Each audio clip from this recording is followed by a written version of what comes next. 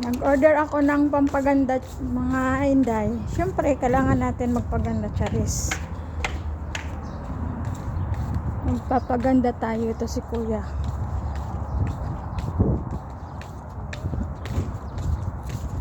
خمسة دينار ورا في ممكن 20 كيلو. Okay. Thank you. Ito na siya. Nag-order ako ng... Sabi ko sa pinag-orderan ko online. Sa TikTok ko to in-order eh. Sabi ko wala ako dito sa bahay ng maaga.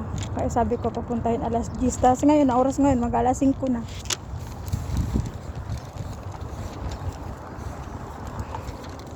Hello mga inday! Dumating na ang aking in-order na pampagwapa or pampaganda or pampabeauty. Charis! Ito na siya. I-unbox natin. Bumili ako ng Brilliant sa TikTok shop. Tapos ito yung resibo. 5KD, dalawa na siyang box. Tapos, kahapon, doon sa pina-orderan ko sa TikTok, sabi ko sa kanya, huwag ipa-deliver ng maaga kasi alis nga ako. Umalis ako kaninang umaga. Kasi nga naghulog ako ng pera papunta ng Pinas. Naghulog ako ng pera para sa mga anak ko. Ayun, nilagay dito ni ate alas 10. Tapos pagdating ko dito sa bahay ng mga basta minisage ko siya ng alas 12 ata. Sabi ko dun sa, kausap ko sa WhatsApp dahil sa pinag-orderan ko nito, pwede nang papuntahin dito yung driver kasi nasa bahay na ako. Ang nakalagay na dito alas 10, tapos anong oras na dineliver ng driver. Ngayon ay mag-alas 5 na dito. Bumili ako ng Brilliant Rejuvenating. Ito yung pinili ko mga inday kasi dati na akong gumamit nito. Tapos hindi masyadong nagbakbak yung face ko. Kaya hindi na ako bibili ng ibang brand kasi mas nasanay na ako dito. Tapos swerte naman ako kasi yung skin ko sa mukha ay kung anong ilagay ko, kahit anong ipahid ko ay hindi walang anong tawag doon, walang reaction.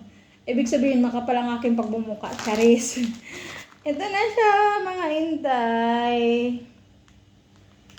Meron na siyang nag-iba yung packaging niya. Dalawa, 5KD.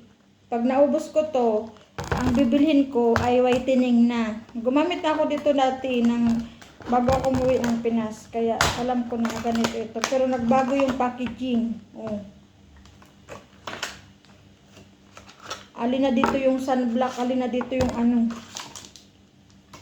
ito yung sabon, Kojic soap, tapos ito yung toner. Toner ba to? Oo, toner ito. Toner ito. Pero lumiit siya. Bakit lumiit? Yan, yung toner. Saka yung ito yung sunscreen. Lumiit yung sunscreen. Tapos ito yung panggabi mong gagamitin. Yung parang tawag doon. Yung cream na sa gabi. Tapos itong cream sa umaga. Umaga't gabi, ganito gagamit. Yan siya. Yan.